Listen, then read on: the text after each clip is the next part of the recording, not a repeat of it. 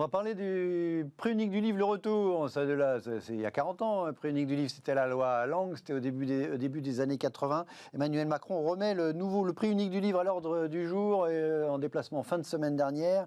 Il a été à la rescousse, nous dit les Échos, des libraires indépendants en voulant mettre fin à la distorsion de concurrence supposée entre les géants du e-commerce et les libraires indépendants qui n'ont pas les moyens d'offrir les frais de livraison. En résumé, un libraire indépendant qui veut envoyer le livre par la poste, il faut qu'il paye la poste, donc ça va lui coûter 5-6 euros pour envoyer un livre, alors que le géant du e-commerce, comme dit les Échos, il ne va pas faire payer la livraison, alors il va la faire payer parce qu'il est obligé, mais 1 centime, c'est ce que fait Amazon, c'est ce que fait la Fnac, ce que font tous les géants. Donc rupture de concurrence, il a raison d'aller jusque-là, le chef de l'État, pour sauver les libraires indépendants. Oui, 10 fois oui.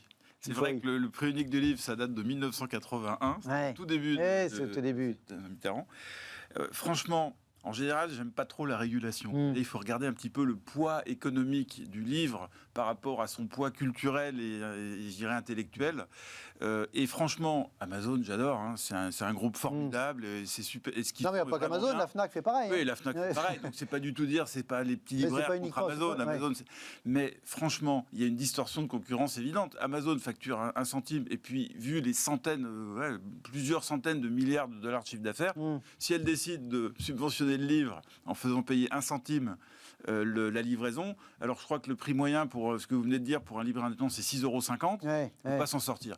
Donc je pense qu'il y a des moments, il faut raisonner aussi, je dirais, un peu pour avec un prisme culturel. Bon, après, c'est peut-être parce que j'aime bien aller dans les librairies et je parle pour moi, mais je trouve que c'est important, en particulier dans un pays comme le nôtre, où on a cette tradition littéraire, en l'occurrence, faire remettre les pendules à l'heure et aider effectivement les libraires. Oui, mais la librairie, il a la librairie. Avant, la différence, c'était qu'il y avait une librairie. Sur le plan économique, ça n'a aucune incidence, parce que, désolé pour les libraires, mais c'est pas un secteur qui pèse lourd en France, mais le poids, je dirais, culturel, intellectuel est significatif et mérite d'être soutenu. Je suis pas du tout d'accord. Gilles. C'est bien, il faut ne pas être... en tout cas, c'est le principe du débat. C'est pas le même business.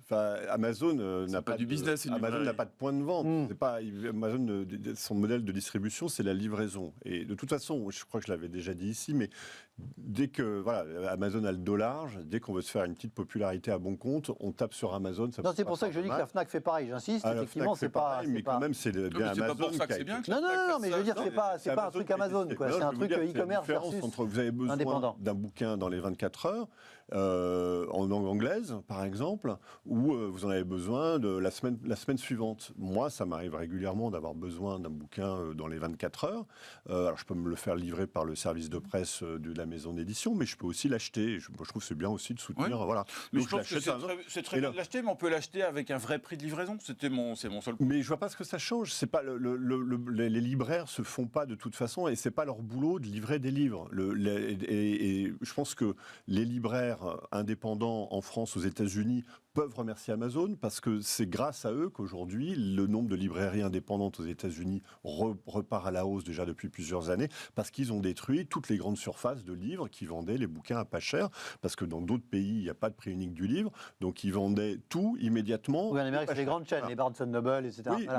mais en France, c'est Amazon qui a démoli la Fnac, parce que effectivement, ils étaient exactement sur le même En France, on n'en est pas encore là, au redémarrage des librairies indépendantes. Après, c'est difficile de juger avec l'histoire de la crise du Covid, mais je pense que les libraires ont été beaucoup aidés. Moi, j'ai quand même entendu un professionnel du livre, de la librairie, dire « Ah ouais, mais si on rouvre les cinémas, les gens vont lire moins de bouquins. » Donc, on s'en sort plus. Si on se dit « On va pas rouvrir les cinémas pour sauver le livre en France », allons-y. Enfin, prenons des mesures aussi absurdes que celles de dire... D'ailleurs, ils vont jamais le faire, parce que je pense qu'il y a d'autres gouvernements qui avaient essayé de le faire avant. Et je pense que ça passe pas de toute façon là-bas. Je crois que dans tous les cas, il y a un impact absolument minime. Je comprends pas absolument bien marginal. En quoi faire facturer le prix de livraison va être négatif pour Amazon, pour les libraires. C'est pas le même prix du livre. Ça n'empêchera pas les Français de lire. C'est pas une barrière à l'entrée. C'est pas. Il y a des sujets. Personnellement, je crois que dans les deux cas, ça changera pas grand-chose. Mais par contre, ça permettra aux éventuellement dans le symbole. Après, effectivement, plutôt la question c'est qui. Oui, alors si faire payer le. C'est pas. De toute façon, le business d'Amazon, c'est de faire passer. Parce que le poids du secteur est faible. Les libraires indépendants en France. Oui, c'est bien pour ça que je dis c'est purement démago et de dire voilà, on va taper sur sur Amazon, même si on le dit qu'on va le faire, mais on va pas vraiment le faire derrière. Parce qu'on tient aussi à Amazon, hein, qui crée quand même quelques Non, mais en fait, je pense que là, il s'agit de temps en temps de raisonner uniquement en termes économiques. Un musée, probablement, c'est déficitaire. Pour autant, est-ce qu'il faut les fermer? Je pense que non. C'est pas pareil. Et une petite librairie indépendante a un rôle au-delà de sa fonction économique. L'édition, c'est le secteur qui a quasiment le mieux résisté en 2020. Et puis l'édition, mais pas les libraires. Ouais.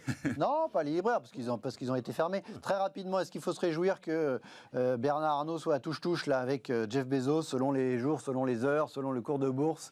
Hier, il a été quelques heures l'homme le plus riche du monde, en fonction de... Parce que LVMH a touché un nouveau record autour de 640 €. La boîte vaut plus de 320 milliards. Je pense qu'on en parle plus nous que lui, parce que le cours de bourse, il bouge tous les jours. Je pense qu'il a non, mais comme il y a des sites qui mettent en temps réel la fortune des uns et des autres... LVMH a dû atteindre un niveau avec sa participation. Oui. Bon, c'est un peu un épisode. Gilles Fontaine, vous n'avez pas le droit de commenter, puisque c'est votre actionnaire maintenant. C'est mon nouvel actionnaire. Mais dire que du bien. Non, ce qui est intéressant, d'abord, je crois que c'est pas. Il me semble qu'il y a 18 juste mois, après son divorce, Jeff Bezos était passé en dessous, puis après Amazon a tellement progressé qu'il est revenu. Voilà.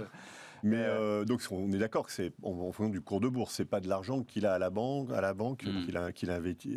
C'est totalement virtuel. Mais donc c'est un peu plus que virtuel quand même. Oui. Ce qui est intéressant, c'est que dans le classement des grandes fortunes mondiales aujourd'hui, alors je vous invite aussi à patienter quelques semaines en attendant. Bientôt à Challenge, vous viendrez nous en parler. Des grandes fortunes de Challenge, mais au niveau mondial, on voit que les Européens finalement n'ont pas complètement disparu. C'est une bonne nouvelle. Certains et ceux qui se portent le mieux aujourd'hui, c'est les grandes fortunes françaises. Voilà. Bon, écoutez, il y a un secteur d'excellence qui est le luxe, qui est mondial et qui est dominé, et tant mieux, par les entreprises. Cocorico, voilà. Merci à tous les deux d'avoir été à mes côtés ce soir. Merci à vous. On se retrouve demain. Très bonne soirée.